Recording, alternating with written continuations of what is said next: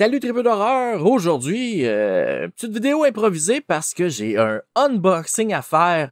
Et oui, j'ai fait une petite commande auprès de Unobstructed View. Je sais qu'ils ont quand même mauvaise réputation, mais moi, à date, j'ai eu zéro problème avec eux autres. Même que cette fois-ci, j'ai reçu mon stock tellement vite que j'en étais surpris. J'ai passé ma commande au milieu de la nuit. Je dors pas beaucoup. J'ai passé ma commande, puis le lendemain matin, ça a shippé, puis je pense que 2 jours après, je l'avais, même, ou peut-être même plus vite que ça. Là, je suis plus trop sûr de la timeline des événements. Mais bon, donc, je vais ouvrir la boîte. Je l'ai juste ici. Mais ouais, c'est ça. J'ai jamais eu de problème avec eux autres encore. Fait que, tu sais, mis à part un moment donné, il manque un Blu-ray, c'est correct, on va te l'envoyer. Ben, ils me l'ont envoyé pour vrai. Puis je pense qu'un moment donné, j'avais commandé de quoi, puis j'avais été remboursé parce qu'ils n'avaient juste plus. Mais tu sais, zéro problème mis à part ça, là. I guess je suis peut-être juste chanceux. Bon. Donc, j'ai passé une commande de film de Arrow Video et j'en ai un de Kino Lorber dans le lot. Donc, je vais vous montrer cela. La facture, selon la facture, tout devrait être dedans. 1. Bon, c'est ça qu'on veut. Donc, premièrement, j'ai... Oups, voyons, il est avec l'autre main. Mon Dieu, on voit pas super bien. J'ai Dead Scream de Arrow Video. Il me semble que c'est un slasher, puis ça a l'air qu'il est quand même pas mal bon. Et je suis étonné, j'ai le slipcover. Fait que je trouve ça très cool. J'ai bien hâte de voir ça. Le tagline est quand même nice. He wants your body in pieces. Qu'est-ce que ça dit de bon? A razor sharp machete. Un petit logo. Wielded by a madman cuts through the night mist, leaving dismembered bodies scattered about. Fait que un bon petit slasher. Vous le savez que moi, c'est mon genre préféré, donc j'ai bien hâte de voir ça.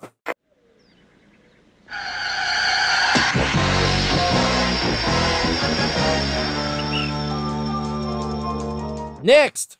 Ah! Le Kino Lorber. J'ai Without Warning, qui est un film, ça a l'air que ça a pas mal inspiré Predator. Donc, j'ai vraiment hâte de voir ça. Puis, il y a quand même un casting cool. Il y a Jack Palance, Martin Landau, puis Cameron Mitchell. Cameron Mitchell a un petit rôle.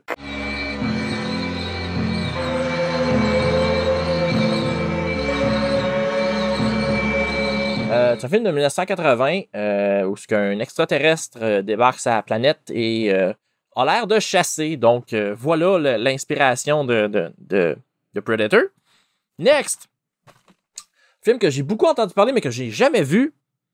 Colobus. J'ai aucune idée c'est quoi. Je sais que c'est des... OK, on va lire, là. The Real World meets Saw by the way of Suspiria. In this super smart, super gory, and sadly super overlooked late 90s horror gem from filmmaker Daniel Liastowicz and David Todd Ockvirk. Released in the midst of the post-Scream slasher revival. Bon, c'est un autre slasher, ça j'étais même pas sûr. Je sais que ça a l'air que c'est très bon, mais si c'est un slasher, ben tant mieux. Je vais majoritairement avoir commandé cela. Je pense que, mis à part Without Warning, c'est tous des slashers de bord. Next, on a The Wind, qui est... on va lire. What would you do if going outside meant being killed by a raging hurricane, but staying indoors meant being hacked into pieces by a sickle-wielding maniac? Tu sais, qu'est-ce que tu veux de plus? Tu vas dehors, tu te fais tuer par un ouragan, tu restes en dedans, tu te fais tuer par un gars qui a une sickle. C'est qui encore qui joue là-dedans? Y a-tu... Ah, Meg Foster de They Live. Fait que je suis très curieux. J'en ai pas vraiment entendu parler. J'étais juste curieux parce que j'étais comme « Ah, ça a l'air d'être un slasher. » Ouais, puis je pense que c'est pas mal la plus connue. Oh, nice! Il y a Wings Hauser. Lui, je l'aime bien. Ça a l'air d'être... je pense que j'ai jamais vu de film avec lui, mais j'en ai tellement entendu parler. J'ai tellement entendu parler de ses performances où ça a l'air que des fois, il est sous-raide que je suis très curieux. Donc, The Wind. You can't go out. You can't hide. And you can't stay inside. The Wind. Et ensuite, le dernier, parce que oui, j'ai passé une petite commande. J'ai